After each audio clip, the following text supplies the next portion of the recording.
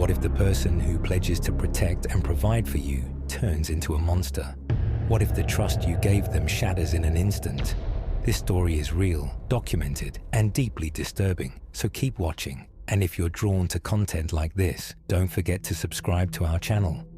Our story takes place in the shadowed countryside of Guilford, New York, where the roads twist through fields that sleep beneath a heavy, indifferent sky. The Franklin family lived in a modest house that gave nothing away, a home that from the outside seemed ordinary, even peaceful, but inside harbored a darkness no one could see until it erupted in fire and blood. In this house lived 3 people: Heather Franklin, her husband Ernest Franklin II, and their adopted son Jeffrey, a boy whose life had always been marked by silence, born deaf, unable to speak, burdened by developmental and physical challenges.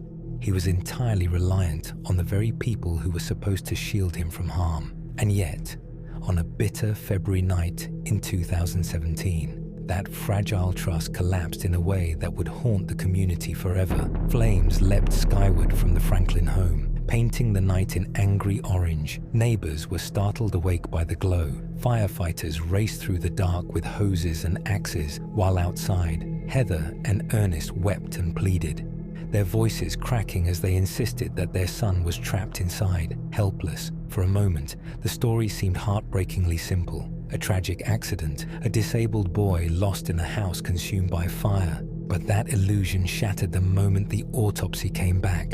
Jeffrey's lungs bore no soot, no trace of smoke, no evidence he had ever drawn breath during the blaze. He had died long before the fire. Suddenly, grief became horror.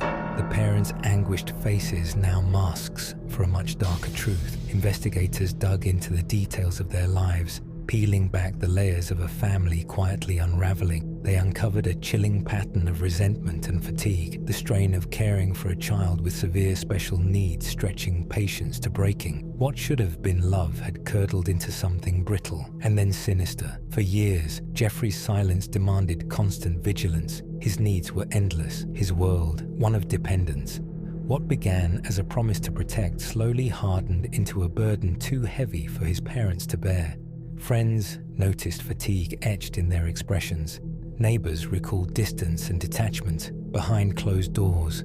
The demands of care grew into resentment, and resentment hardened into motive to be free of the endless responsibility, to silence the exhaustion that Jeffrey's existence represented. And then came the film. In the hours before the fire, Heather and Ernest sat together and watched Manchester by the Sea, a critically acclaimed yet devastating story in which a man accidentally sets a blaze that kills his children, a death for which he faces no legal consequences. Investigators would later argue that the Franklins, in a shocking act of premeditation, saw in that fictional narrative a blueprint for their own crime. They convinced themselves that if they killed Jeffrey first and then set the house ablaze, they could cloak murder in the guise of accident, hiding the unthinkable behind smoke and flames. The evidence suggested that the lifelong silence Jeffrey had never been able to break was finally shattered in the most final, devastating way imaginable. He could not cry out. He could not resist. He could not even plead. And the parents who had once promised to protect him had become the instruments of his destruction. As the investigation proceeded, more unsettling details emerged. Internet searches that hinted at planning, inconsistencies in Heather and Ernest's statements, the meticulous timing of events, all pointing to cold calculation rather than panicked impulse. Detectives pieced together a timeline that painted a picture of desperation transformed into lethal intent, of 2 adults consumed by frustration who saw their son not as a human being, but as a burden too heavy to bear. In court, the story unfolded with the slow, inexorable gravity of a tragedy written in real time. Jurors listened to testimony about Jeffrey's life, his silent world, the care he required, the vulnerability that defined every day. Photographs of the burned home filled the screens with a visual echo of the horror, while experts described a body that had already surrendered to death before the first lick of flame. The defense sought to sow doubt, suggesting natural causes or accident, pleading uncertainty. But the timing, the parents' behavior, The eerie connection to the film and the deliberate staging of the fire spoke louder than any argument. And in 2019, the weight of that truth could no longer be denied. Ernest Franklin II was convicted of murder and arson, sentenced to 21 years to life.